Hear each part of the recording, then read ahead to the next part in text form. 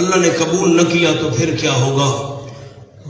شیخ التفسیر والحدیث استاد العلماء اور بہت بڑے انسان، ان کے لیے جتنے بھی لقب کہیں کم ہے۔ حضرت شیخ غلام حبیب صاحب رحمۃ اللہ علیہ ویسا والے بڑی شفقت کیا کرتے تھے، بڑے شفیق انسان تھے۔ مولانا میں کیا کروں، میں ان کی شفقتیں بیان کروں، میرے پاس الفاظ، میں نلائق سا بندہ ہوں، چھوٹا سا۔ ایک دفعہ ہم حضرت کے پاس پہنچے، بخاری شریف کا درس دے رہے تھے، تو میں نے بیان کرنا تھا، میں نے کہا چلو حضرت کے سبق میں شریک ہو جاؤں۔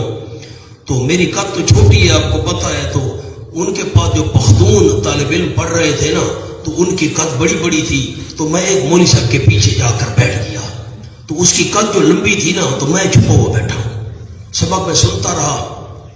پشتوں میں بخاری شریف پڑھا رہے تھے، 15-20 منٹ گزر گئے، میری بدقسمتی، اچھا یہ وہ مولوی صاحب بیٹھا ہے نا، ایسے بیٹھا ہے یا آلتی پالتی مار کر، اس نے پہلو تبدیل کیا، ایسے کیا نا پہلو تبدیل، تو پہلو جو تبدیل کیا تو اس کی کمر جو ادھر ہوئی تو شیخ صاحب نے مجھے دیکھ لیا۔ اچھا وہ بیچارہ اگر پہلو تبدیل نہ کرتا تو پھر میں اور بھی بیٹھا رہتا، بڑے فائدے ہو رہے تھے، تو پہلو جو ایسے تبدیل کیا نا، انہوں نے ایسے کیا تو نظر پڑ گئی شیخ صاحب کی۔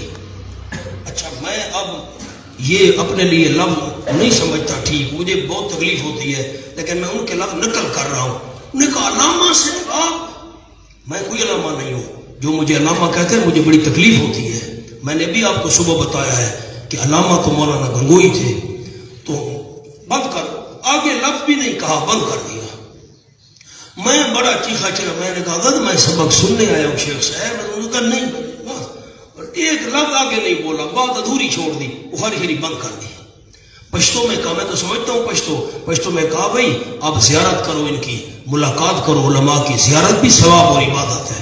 خیر سارے ساتھی ملنے لگ گئے، ہم بیٹھ گئے، تو جو بات میں نے سنانی ہے ان کی شفقت کی، میں نے ان کو کہا حضرت بھائی بات یہ ہے کہ میں پورے ملک میں سفر کرتا ہوں، دن رات بھاگم بھاگ، جاگنا بھی، پھر وقت بے وقتی کھانا بھی، اور پھر بیانات بھی، مطالعہ بھی، آسان کام تو نہیں ہے۔ ساری زندگی گزر گئی، مدت ہو گئی سفر کرتے ہوئے۔ تفتان، آپ یہ ساتھی بیٹھے ہیں، تفتان پاکستان کا آخری شہر ہے، سیالکوٹ اور کہاں گلگت اور کہاں کراچی۔ میں برامچا پہنچا، برامچا سامنے نا بالکل، یہ مدرسے کا گیٹ ہے، میرے خیال ہے یہ بھی دور ہوگا، افغانستان کی بارڈر تھی، وہاں ہمارا ایک ساتھی ہے، مجھ سے دورہ پڑھ کر گیا ہے، اس نے مجھے برامچا بلایا نوشکی سے آگے، تو وہ بارڈر تھی اور اس پر وہ پہرا لگا ہوا تھا پاکستان والوں کا، دوسروں کا، لوگ آ جا رہے تھے، وہ کارڈ دکھا رہے تھے اپنا، اور افغانستان آ جا رہے تھے، تو کہاں تک اللہ ہمیں لے گیا، بڑا تکلیف دہ سفر تھا۔ میں نے شیخ صاحب کو کہا حضرت میں تو پریشان ہوں، اگر دن قیامت کے اللہ نے میری آنکھوں میں آنسو اتر آئے، اللہ نے دن قیامت کے کہا کہ تیری کوئی محنت قبول نہیں، پھر کیا ہوگا؟ میں بہت پریشان، واقعی میں پریشان تھا بھی صحیح، بھئی قیامت میں اللہ کہہ دے بھئی کوئی قبول نہیں، تو نے بیانات کیے، سفر کیے، تکلیفیں اٹھائیں، مجھ پر حملے بڑے ہوئے، میں یہ باتیں نہیں بیان کرنا چاہتا، بڑی تکلیف ہے، میں جیلیں میں نے کاٹی، بے قصور میں نے جیلیں کاٹی، میں چکیوں میں بند رہا ہوں، آپ تصور نہیں کر سکتے، یہ محراب بھی شاید بڑا ہو، اس میں گرمی سخت، گرمی کا عذاب، بجلی نہیں، پنکھے نہیں، میں آپ کو تکلیف دہ باتیں بیان کروں دل دکھتا ہے، خامخواہ زخم تازے ہوتے ہیں۔ جراحت السنان الحل دیام ولا یلتام ما جرح اللسان، تو اللہ نے کہا بھائی قبول نہیں۔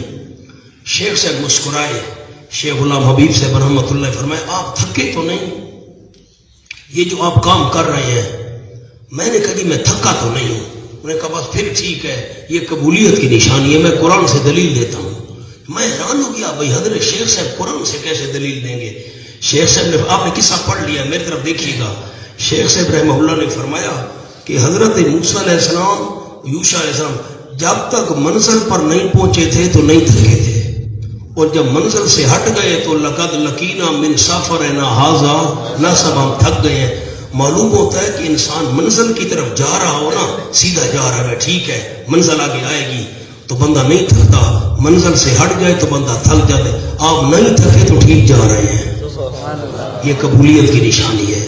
ان کا مولانا یہ حسن ظن تھا، میں تو گنہگار بندہ ہوں، اور اگر اللہ نے قیامت میں کہہ دیا قبول نہیں تو کیا ہوگا؟ تو حضرت عائشہ رضی اللہ تعالیٰ عنہ، حضرت پریشان تو ان کو ہونا چاہیے جو نہیں کرتے، جو نیک اعمال کرتے ہیں اور ان کے دل ڈرتے ہیں، یہ کیوں؟ تو میں نے آپ کو کیا لفظ لکھوائے؟ قلوبہم وجلۃ، ان کے نیچے کیا لفظ لکھوائے؟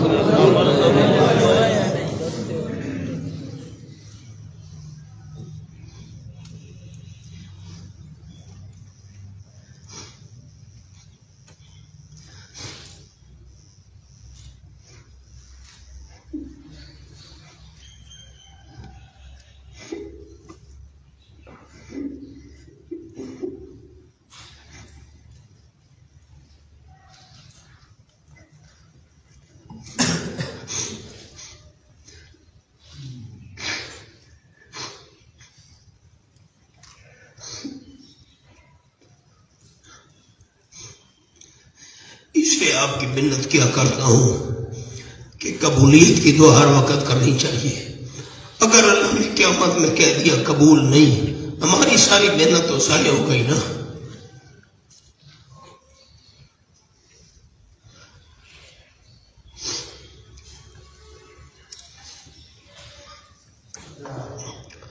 قلوبہم واجلۃ، کرتے بھی ہیں اور ڈرتے بھی ہیں۔ مولانا تھانوی رحمۃ اللہ علیہ نے جملہ لکھا ہے، کرتے رہو اور ڈرتے رہو، کرتے رہو اور ڈرتے رہو۔